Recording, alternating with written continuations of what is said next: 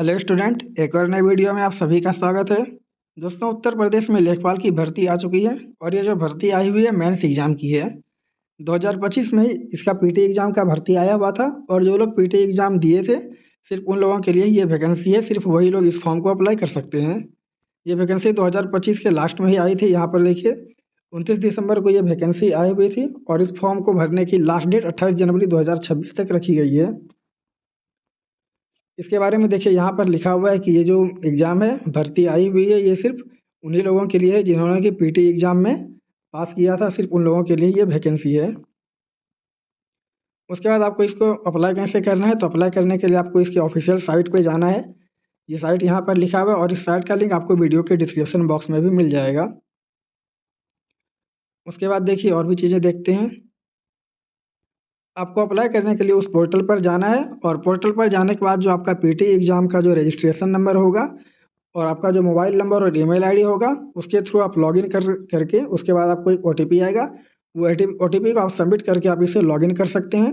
और लॉगिन करने के बाद जो आपका जो बेसिक डिटेल होगा, जैसे कि आपका कैटेगरी हो गया, आपका बेसिक डिटेल जैसे कि मदर्स नेम, फादर्स नेम, आप यूपी के निवासी हो, आपका बर्थ डेट, ये सारी चीज़ें यहाँ पर ऑटोमेटिक शो करेगा जो कि आपने पीटी एग्ज़ाम में पहले से दे रखा था। उसके बाद फ़ोटो और सिग्नेचर के बारे में भी लिखा हुआ है कि जो आपने पीटी एग्ज़ाम में फ़ोटो और सिग्नेचर अपलोड किया था वही फ़ोटो और सिग्नेचर आपके इस टाइम पर भी रह जाएगा, ऑटोमेटिक शो करेगा। आपको फ़ोटो और सिग्नेचर अलग से अपलोड करने की ज़रूरत नहीं है। उसके बाद एप्लीकेशन फ़ी का भुगतान जो है आप ऑनलाइन पेमेंट कर सकते हैं। यूपीआई या एसबीआई के ई चालान पोर्टल से आप यहाँ पर पेमेंट कर सकते हैं। और आपका जो पेमेंट है यहाँ पर देखिए पेमेंट कितना आपका लग रहा है। तो सभी कैटेगरी के स्टूडेंट के लिए मात्र 25 रुपये यहाँ पर एप्लीकेशन फ़ी रखा गया है। और यहाँ पर पेमेंट से रिलेटेड इंस्ट्रक्शन दिए गए हैं कि आपको किस तरीके से पेमेंट करना है और किस तरीके से आपको पेमेंट का जो रिसीप है वो डाउनलोड करके रख लेना है। अब जब भी फॉर्म भरने जाएंगे तो फॉर्म भरने से पहले आप एक बार अच्छी तरीके से नोटिफिकेशन पढ़ लें, समझ लें, उसके बाद ही आप इस फॉर्म को भरें ताकि जो जो यहाँ पर लिखा हुआ है आपको वो अच्छी तरीके से समझ में आ जाए और फॉर्म भरने में कोई भी गलती ना हो। और फॉर्म भरने के बाद एक फॉर्म का जो एप्लीकेशन रिसीविंग होता है वो आप निकलवा कर रख लें, क्योंकि ज़्यादातर ये होता है कि जब भी आप ज्वाइनिंग के टाइम में डॉक्यूमेंट वेरिफिकेशन के टाइम में आपसे ये रिसीविंग मांगा जाता है।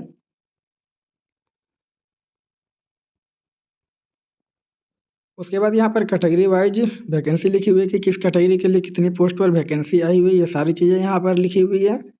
उसके बाद जो भी कैंडिडेट हैं जैसे कि ईडब्ल्यूएस कैटेगरी के कैंडिडेट हैं तो उनके बारे में भी यहाँ लिखा हुआ है कि उनको 10% का आरक्षण दिया जाएगा।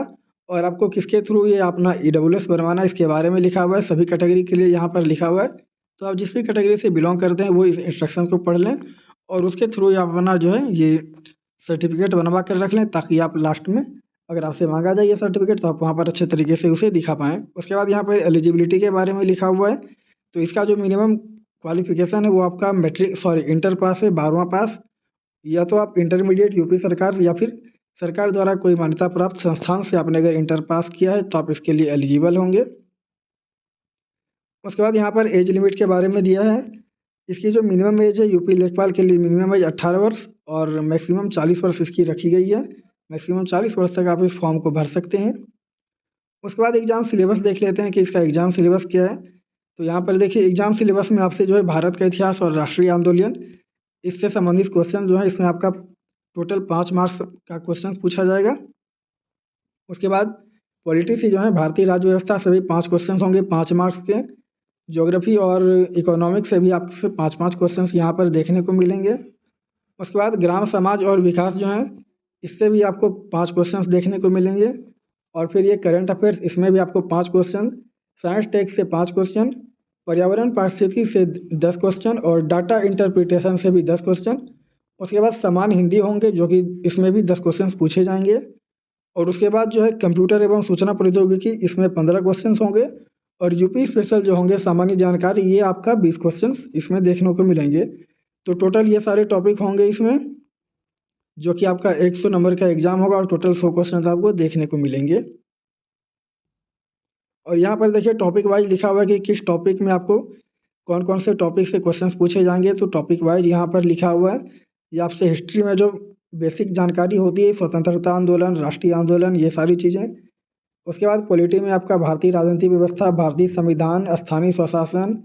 ज्योग्राफी में आपको कृषि, बागवानी, जनसंख्या, पशुपालन, स्मार्ट सिटी। उसके बाद इसमें आपका विश्व भूगोल भी पूछा जाएगा। उसके बाद ये इकोनॉमिक्स का टॉपिक्स लिखा हुआ है, सतत विकास। ये तो सतत विकास बहुत ज़्यादा इंपॉर्टेंट है, ये आप ध्यान से पढ़ लीजिएगा। नीति आयोग, भारत में आर्थिक नियोजन, औद्योगिक नीति, सड़क, ऊर्जा, बंदरगाह। हालांकि ऊर्जा, बंदरगाह, सड़क ये सभी जो है ज्योग्राफी के क्वेश्चन हैं, लेकिन आपको इस टॉपिक्स में दिए हैं, फिर भी आपको इसे अच्छे तरीके से पढ़ लेना है। उसके बाद जो ग्राम समाज है, इसके बारे में यहाँ पर लिखा हुआ है, पंचायती राज व्यवस्था से रिलेटेड ये टॉपिक्स हैं, ये आपको अच्छे तरीके से पढ़ लेना है। उसके बाद आपको करंट अफेयर्स होंगे, नेशनल और इंटरनेशनल दोनों लेवल के होंगे। इसमें आपको अवार्ड, जो भी संस्था है या फिर उनकी मीटिंग, थीम, दिवस, ये सारी चीज़ें जो करंट अफेयर्स में हाल ही में घटनाएं हुई है वो आपसे पूछे जा सकते हैं। उसके बाद साइंस टेक के जो टॉपिक हैं, उसमें आपका विज्ञान और राष्ट्रीय सुरक्षा, प्रौद्योगिकी, दैनिक विकास, विज्ञान, ये सारी चीज़ें आपको यहाँ पर देखने को मिलेंगे। उसके बाद अंतरिक्ष रक्षा प्रौद्योगिकी, क्योंकि अभी बहुत सारे, जैसे कि 2025 को जो है अमित शाह ने सहकारिता का वर्ष घोषित किया है, तो इसके लिए आपको जो है इसको चीज़ को ध्यान में रखना है। औद्योगिक रक्षा अनुसंधान, सूक्ष्म विज्ञान, जैव प्रौद्योगिकी, डिजिटल अधिकार, ये सारी चीज़ें आपको अच्छी तरीके से पढ़ लेना है। उसके बाद पर्यावरण में आपका जो है NDRF, SDRF, ये सारी चीज़ें, SDMA, ये सभी चीज़ें आपको इसमें पूछा जाएगा।